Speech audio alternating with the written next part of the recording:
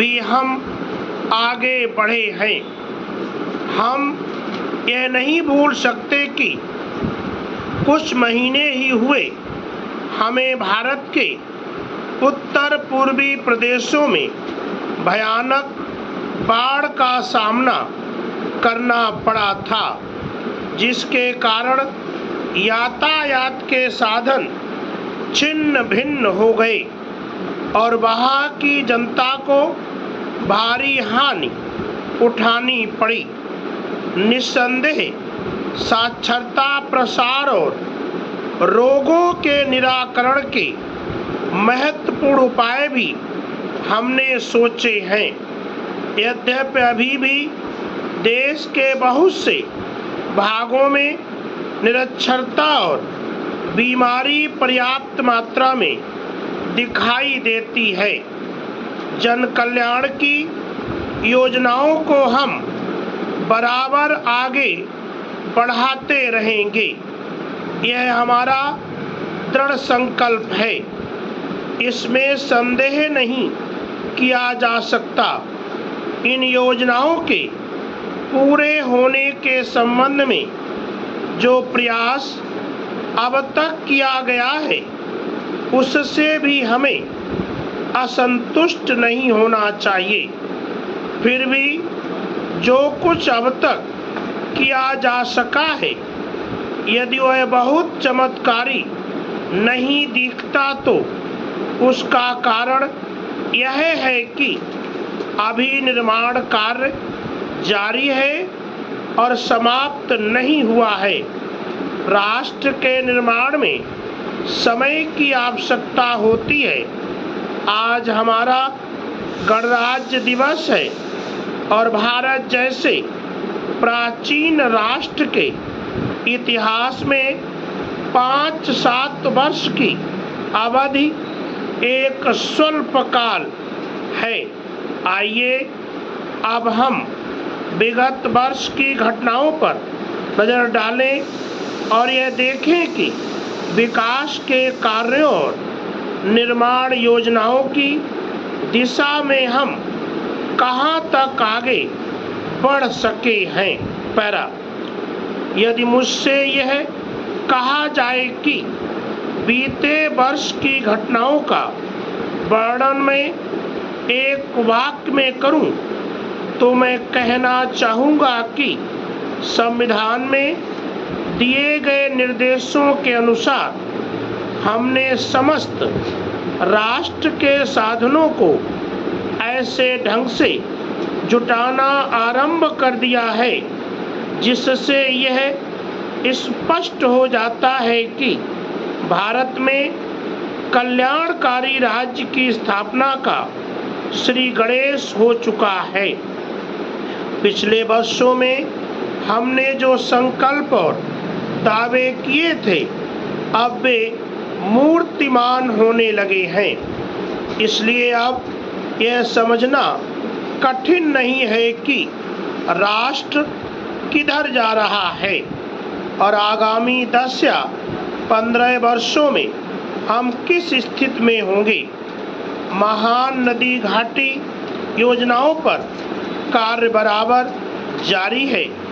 इनमें से एक योजना भाखड़ा नंगल योजना से बहुमूल्य पानी और बिजली पंजाब, पेप्सू तथा राजस्थान के भागों को मिलने भी लग गई है।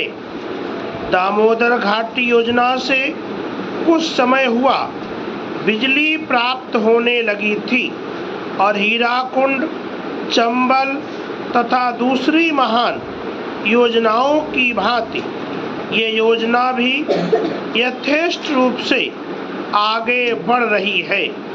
भाखड़ा नंगल योजना का प्रथम चरण समाप्त होने से अब यह स्पष्ट है कि इन महान योजनाओं के द्वारा देश में कितने महत्वपूर्ण परिवर्तन हो जाएंगे। पैरा, महोदय, कोसी नदी जिसे शोक और दुख का सूचक माना जाता है, इस वर्ष फिर अपने प्रकोप से महान हानि का कारण बनी। अब इस नदी पर काबू पाने और इसकी उपद्रवी लीला समाप्त करने के लिए भी योजना तैयार हो गई है। इस योजना की रूपरेखा तैयार हो चुकी है और निर्माण का काम हाथ में लिया जा चुका है। आशा है इस योजना के निर्माण से बड़े पैमाने पर जन कल्याण को सेवाएं उपलब्ध होंगी।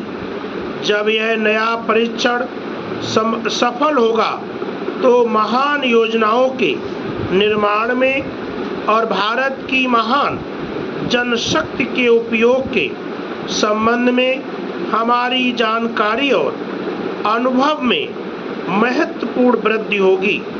औद्योगिकरण के क्षेत्र में उन्नति, उत्पादन में और अधिक वृद्धि और भारत की प्रति व्यक्ति आय में वृद्धि विचाराधीन वर्ष की कुछ महत्वपूर्ण बातें हैं। औद्योगिकरण के साथ ही रोजगार के क्षेत्र को विस्तृत करने के प्रयत्न भी बराबर जारी हैं। कुटीर उद्योगों और घरेलू धंधों को प्रोत्साहन देकर औद्योगिकरण और रोजगार में समुचित संतुलन स्थापित करने का प्रयास किया जा रहा है। यह बात सभी स्वीकार करते हैं कि यदि भारत के जन कल्याण को उदासीनता और हार मानने की भावना से मुक्त करना है तो बढ़ती हुई बेरोजगारी को दूर करने का उपाय करना होगा।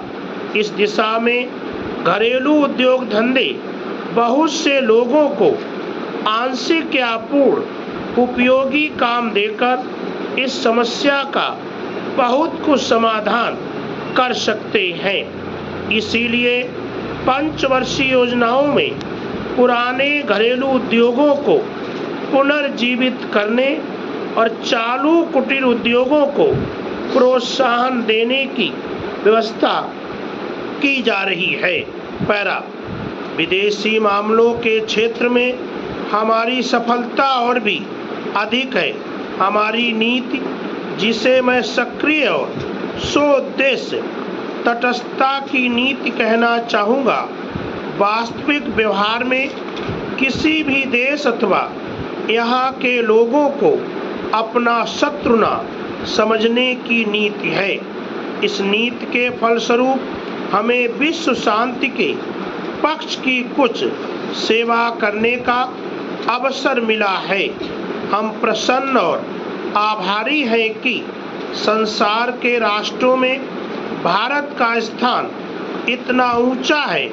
इंडो चीन निरीक्षण और नियंत्रण अंतर्राष्ट्रीय आयोग की अध्यक्षता हमने स्वेच्छा से स्वीकार की है और हमारे नागरिक यथासाध्य उस देश में शांतिपूर्ण निर्वाचन संबंधी समस्याओं का सामना कर रहे हैं। हम सभी राष्ट्रीय अथवा अंतर्राष्ट्रीय समस्याओं का निपटारा शांतिपूर्ण ढंग से चाहते हैं। मुझे बहुत प्रसन्नता है कि भारत में फ्रांसीसी बस्तियों की समस्या शांति और सद्भावना के वातावरण में सुलझ सकी है। बच्चों, इसकी हिंदी बना के लाना, ठीक है।